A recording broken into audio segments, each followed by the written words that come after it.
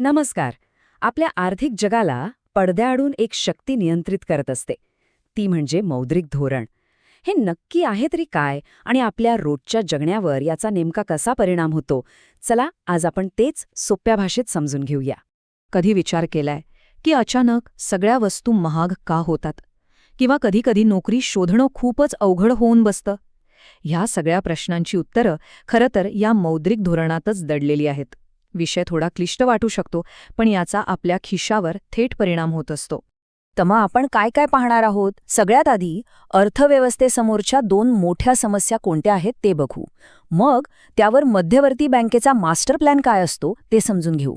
त्यानंतर गाडीच्या gas pedal आणि ब्रेकसारखी धोरणं कोणती आहेत आणि त्यासाठी कोणती हत्यारं वापरली जातात ते पाहू.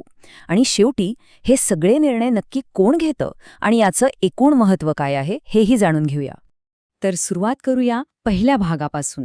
कल्पना करा की अर्थव्यवस्था एका मशीनसारखी आहे, जी कधीकधी खूपच फास्ट चालते, एकदम गरम होते, नाहीतर कधीकधी इतकी हळू होते की बंदच पडेल की काय असं वाटतं. आणि या दोन्ही परिस्थिती धोकादायक असतात. जेव्हा अर्थव्यवस्था खूप वेगाने धावते, म्हणजे ती एकदम गरम होते, तेव्हा काय होतं? महागाई वाढते, सगळ्या वस्तू महाग होतात. आणि याच्या उलट जेव्हा अर्थव्यवस्थेचा वेग मंदावतो, म्हणजे ती थंड पडते, तेव्हा विकासाचा दर घसरतो आणि मंदी येते. याच दोन टोकांमध्ये योग्य तो समतोल साधणं हेच सर्वात मोठं आव्हान आहे. बरं, मग या मोठ्या समस्यांना तोंड कसं द्यायचं? त्यासाठीच तर मध्यवर्ती बँकेची एक मास्टर प्लॅन असते आणि त्याच योजनेला आपण मौद्रिक धोरण असं म्हणतो.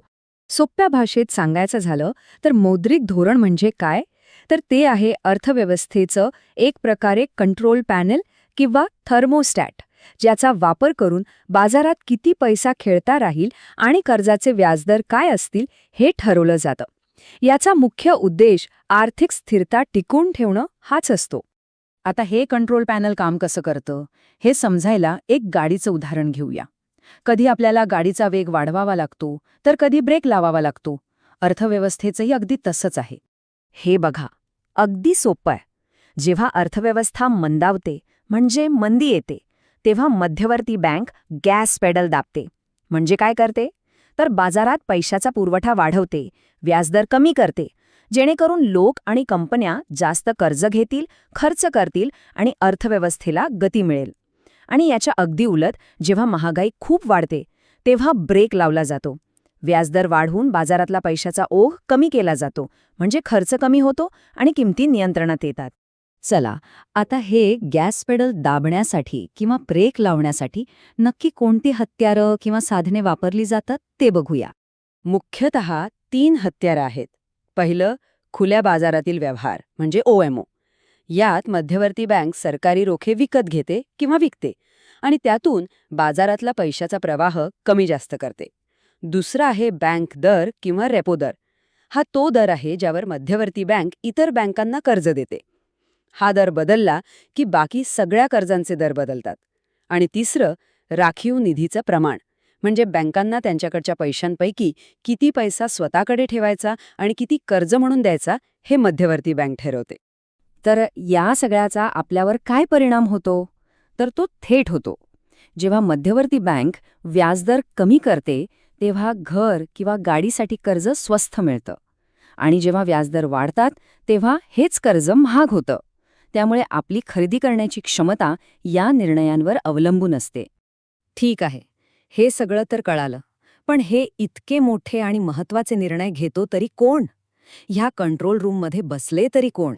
तर हे निर्णय घेण्याची जबाबदारी असते एका खास समितीवर, जिला म्हणतात मौद्रिक धोरण समिती किंवा MPC. या समितीमध्ये मध्यवर्ती बँकेचे गव्हर्नर आणि देशातले काही मोठे अर्थतज्ज्ञ असतात. ते अर्थव्यवस्थेच्या सगळ्या बाजूंचा अभ्यास करतात आणि मग मिळून ठरवतात की पुढे काय करायचं. चला तर मग आत्तापर्यंत आपण जे काही पाहिलं ते सगळं एकत्र जोडून पाहूया आणि एक महत्त्वाचा मुद्दा स्पष्ट करूया की मौद्रिक धोरण म्हणजे नेमकं काय आणि काय नाही. हे बघा, इथे 2 गोष्टी आहेत. एक आहे मौद्रिक धोरण, जे आपण आत्ता पाहिलं. हे कोण राबवतं? मध्यवर्ती बँक. कशाद्वारे? व्याजदर आणि पैशाचा पुरवठा कमी जास्त करून. आणि दुसरी गोष्ट आहे वित्तीय धोरण. हे राबवतं सरकार. कशाद्वारे? तर कर लावणे किंवा सरकारी खर्च करणे यातून. या दोन्ही धोरणांमध्ये ताळमेळ असणं खूप गरजेचं असतं. मग या सगळ्या धावपळीचा, या सगळ्या धोरणांचा अंतिम उद्देश काय आहे? तर तो आहे एक स्थिर अर्थव्यवस्था, जिथे वस्तूंच्या किमती नियंत्रणात राहतील, देशाची आर्थिक वाढ व्यवस्थित होईल आणि सगळ्यांना विकासाच्या संधी मिळतील. आणि जाता जाता एक विचार करण्यासारखा प्रश्न. आजचं जग एकमेकांशी इतकं जोडलेलं आहे की एका देशाच्या निर्णयाचा परिणाम दुसऱ्या देशावर होतो. अशा परिस्थितीत कोणत्याही एका देशाचं आर्थिक धोरण खरंच पूर्णपणे स्वतंत्र असू शकतं का? यावर नक्की विचार करा.